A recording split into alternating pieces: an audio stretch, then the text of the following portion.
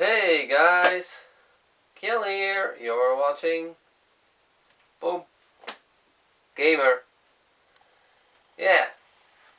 So yesterday evening, I already uploaded my road trip movie of Gamescom, and today I'm just gonna discuss my experience there, because for me it was the very first time that I went to Gamescom, and probably a lot of you who are watching this video either already attended or actually never went there before, so I'm just gonna discuss my experience there. And the first thing I wanna say is Gamescom is huge. Like, it's super big. A lot of these big halls interconnected with hallways. It was like very big, and a whole bunch of people.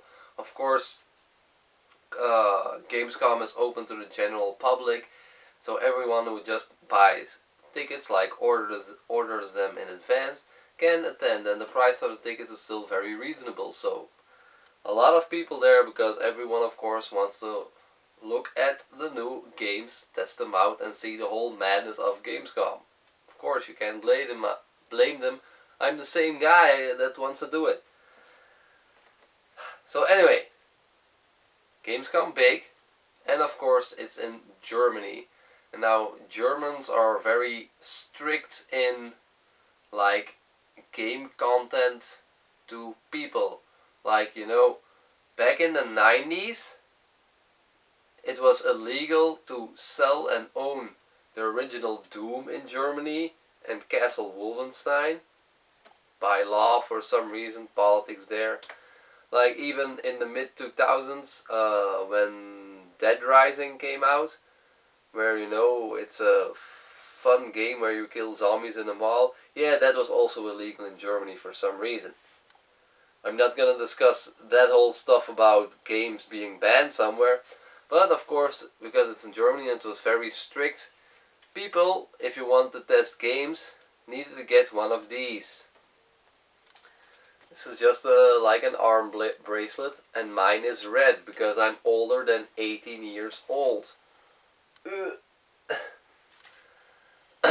So if there's a game where you don't need there's no age limit, some games are just for everyone, from Nintendo, then you didn't really need a bracelet. But if you had a game that you needed to be 12 years old, you got a green bracelet. So from 12 to 16, you would get a green one. From 16 till 18, you'll get a blue one, and everyone over 18 will get a red one. And you had to show your ID to confirm your age.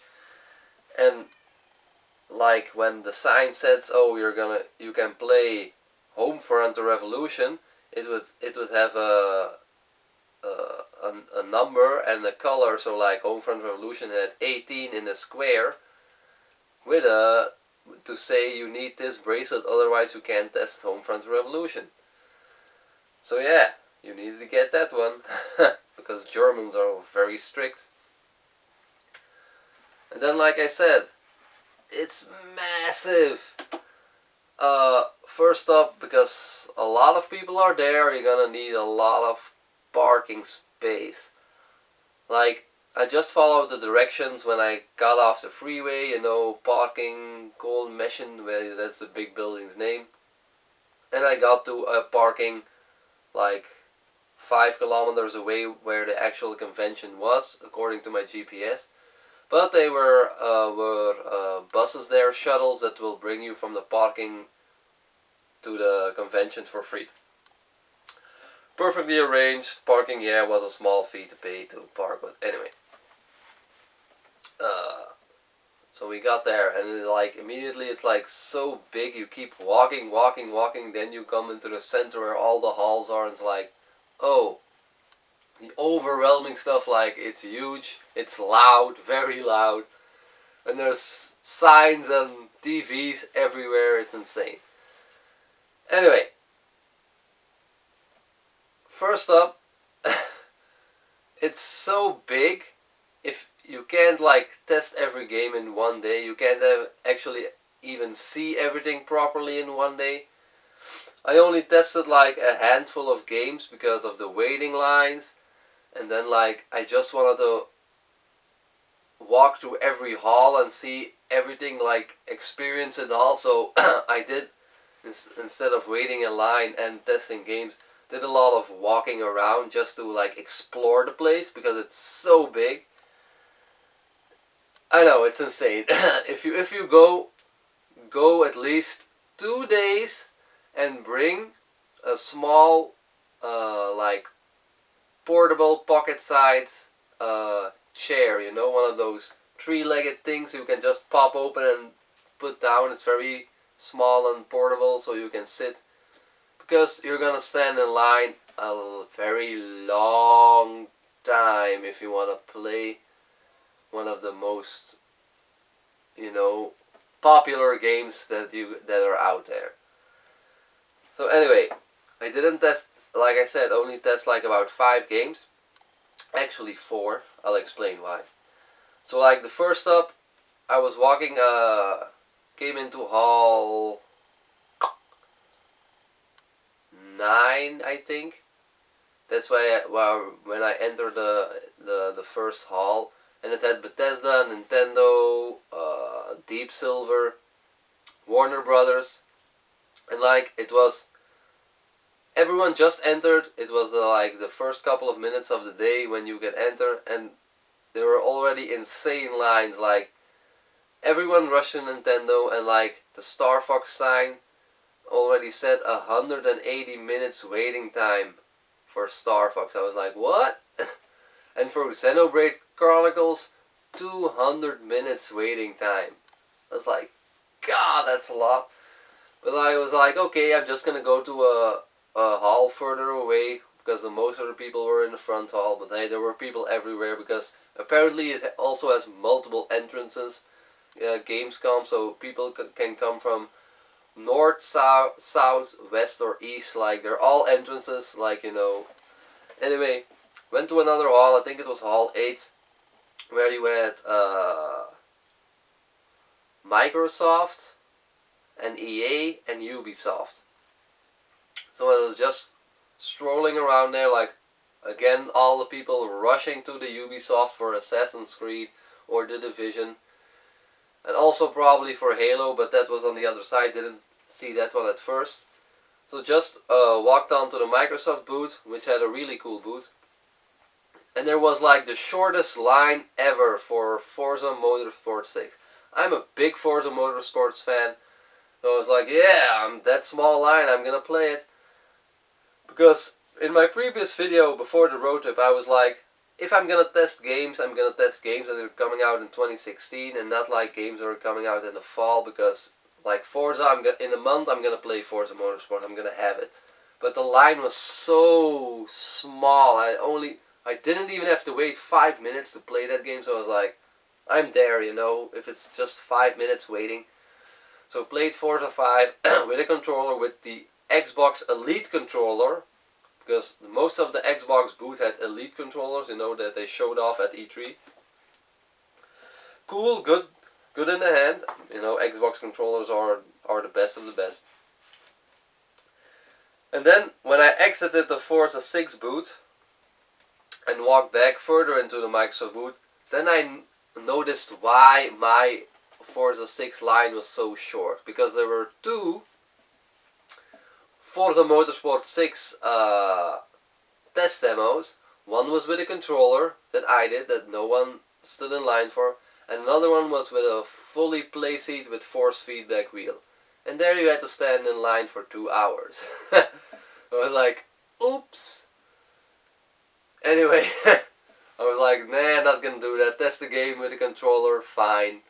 You know, just got a feel of it. They did have the Ford GT40 again, like the one they raised from E3 from the ceiling down in the Microsoft conference at E3. They now just had the car standing there still. It was a nice looking car, you know. Awesome little machine there. So I went further into the Microsoft booth of course, people were standing in line for everyone, especially like Halo and Tomb Raider. I was like, okay. But then I discovered something cool. In the very back of the Microsoft booth, on the outskirts, like on the other side of the walls, there's just a walkway from people that don't want to go through the booth, but on the side of the hangar to another booth, and there you had smaller entrances with usually indie games that are coming to Xbox. You know, it had a big sign, ID at Xbox. I was like, cool, check out some indie games. But the cool thing that Microsoft did was, between all those indie games, all those titles, they also had big blockbuster titles between them. So like the first little entrance I went in that had like a 2 minutes waiting line or something for indie games, it also had Lego Marvel The Avengers, like the new Avengers game by Lego. At the Warner Brothers booth, there was a massive line. He was like, whoop, and I was in. And there, of course, I didn't play that because I know what a Lego game is. But I did play Elite Dangerous, a indie space shooter, which was really cool. I'm into space shooters. I'm a big fan of the Rogue Squadron series, so yeah, had a little fun with that. Then I exited, went into the other small room, and there they had, of course, another great lineup of indie games, and they also had Homefront: The Revolution and Mad Max. And like at the Deep Silver booth, Homefront: The Revolution line was like, it just kept on going. Here I had to stand in line for only 5 minutes or so, and boom, I was playing Homefront at the Xbox booth. And like everyone saw the big indie titles and just walked by, and like didn't read what other titles are available. And it was like Homefront and Mad Max. Same thing with Warner Brothers. They had a massive booth there, line there for Mad Max, and here's like, whoop, you can play it in a couple of minutes. So that was really cool, I think, you know, by Xbox. You could say maybe like at the Deep Silver or Warner Brothers booths, the demos are more or bigger or spectacular, but hey, if you just want to get the feeling of the game and test the game, you could have done it perfectly at Microsoft and it worked fantastic. So I did that.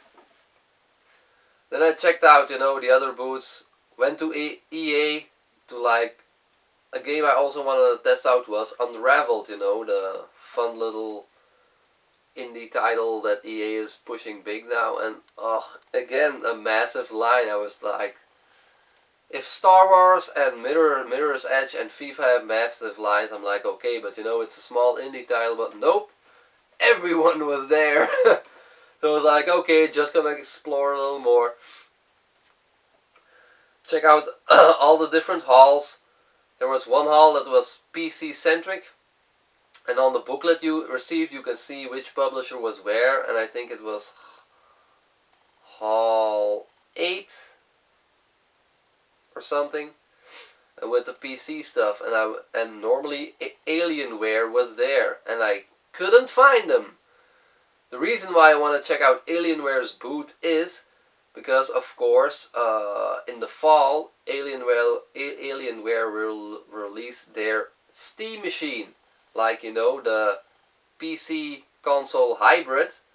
They already released it with Windows 8 and Xbox controller, and then it's called the Alienware Alpha. But I really wanted to see like the Steam machine and the controller because it interests me. And they were nowhere to be found. Another weird thing is, ATC was there with their Vive or Vine, I forget. You know, their VR that was gonna work with Steam. And the booth was big and lit up, and there were all kind of people with ATC on their shirt, and they're like, nope, booth's closed, no one can test nothing. And I was like, that's weird. Anyway. Whoops. Jump cut there. Anyway. So like I said, couldn't test the VR set by ATC. Also the same with the Sony booth. There were lots of Morpheus there, and like no one was using them. And I was like, can I test it? Like, nope. For some reason she tried to explain it in German why I couldn't test Morpheus. Like, there's no one there using them. Weird. You know, just explore, check it out. And then to go to another hall, I needed to get back to the hall where Nintendo was. But like I used a different side. And then I came on to like a small section of the Nintendo booth that had Nintendo eShop, or like their indie stuff. Also again, a small little booth tucked away in a corner, and almost no one was there to test them out. So it was like, cool, test out these games. But usually in the booth you have like these lovely girls that have Xbox or Nintendo or PlayStation. They're just to assist you in the best way they can. But like sometimes there's like this guy who's fiddling around and stuff. And you see, there was only one TV and Wii U that had Fast Racing Neo on there. And there was a guy who was like fiddling with the Wii U, setting something up. I was like, okay. So I just asked him, can I play? And he was like, yeah, you can play. And he didn't look like a normal booth person there. He was like, the way he talked and the way he said it, he was like, yeah, I'm from, like he was kind of like a developer behind this game.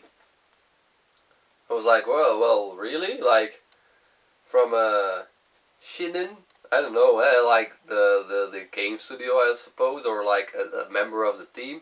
And he was like, yeah, you can test the game, and he was like explaining a whole lot of things about the game. It's like F-Zero or Wipeout, fast-paced racing game, or even like Pod Racing N64, the sense of speed.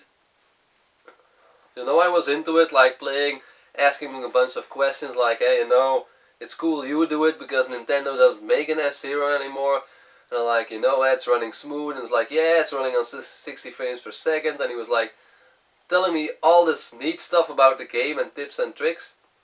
And normally when you test a game, you get 1 or 2 laps and then the demo is over and you leave because there's another person that wants to play the game. So I did a 2-lap race. We were talking about a lot about the game, and then he was like, I was like, oh yeah, thanks, cool, the race is over. And he was like, no, you stay, you're gonna do another race. And like, he went through the menu to find me another parkour, because like, and I can see at the menu, like it was kind of like maybe even the full game on that Wii U. And he was like, yeah, you have to check out this parkour because it has loopings and different hidden sections and it's cool. And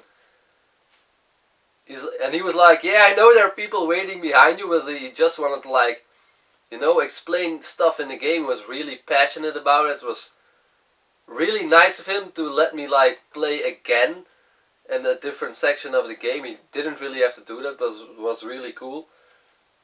It was like, yeah, it was a fun, fast-paced racing game. And actually, after the first try, I was already sold, so I told him like, yo, dude, it's money in the bag. When it comes out, I'm gonna get it. And he was like, yeah, but you really have to check out this. And it was like, he really was like, like I said, like a guy behind the game that really had passion for it. So yeah, it was really cool. Then, he gave me a business card, a sticker. He's like, yep, promoting the game. And that was a fun racing game. Want to do it. Then, of course, explored some more. It was already later then, had something to eat. Because it's a big convention, there's fast food there. And they had fries, but they weren't really good. But that's unfair to the people in Germany, because hey, I'm from Belgium, and Belgium has 3 things going for us. We're the land of beer, we're the land of chocolate, and we're the land of fries. So if I am used to a very high standard of fries, of taste and quality, and when you then go to a big convention, like, oh, it's too greasy, it's too fat, it's like, ugh. But anyway, yeah, you can't blame them when you're used to a very high standard. So anyway, had some fries there. Did a lot of checking around, doing stuff. And then I already said so in the video, like, I'm gonna stand in line now, a big line for something I really want to play. So I went back to the Xbox booth, looked at all the stuff. First I was like, maybe I want to try out Doom, because Bethesda had a really big booth, and it just said Fallout 4, Doom, Dishonored, Wolfenstein. But the weird thing was, it was a big, massive booth with a floor on it, and it just had one line to enter.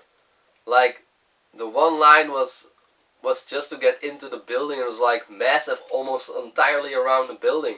And it was like, well, normally a booth you have, that's the line for this game, that's the line for another game. And he was like, one line. I was like, can I then just only play Fallout 4? That's cool, but actually, if I was gonna say I want to play Doom and I wasn't sure that I could play Doom, I was like, damn it, let's try something else of a 2016 game. And then I was like, well, I've always been a big Remedy fan. Let's check out Quantum Break. It's a 2016 game. We still have to wait more than half a year before it comes out, even a little bit longer. Excuse me. Let's check it out. So I went to the Microsoft booth, Quantum Break, stood in line for 90 minutes or more. Kind of lost track of time. It was like between an hour and a half and 2 hours probably that I stood there. But it was fine. The time went fast enough, you know. You talk to people in line, you look around. I had my Sony PSP with me, did some gaming.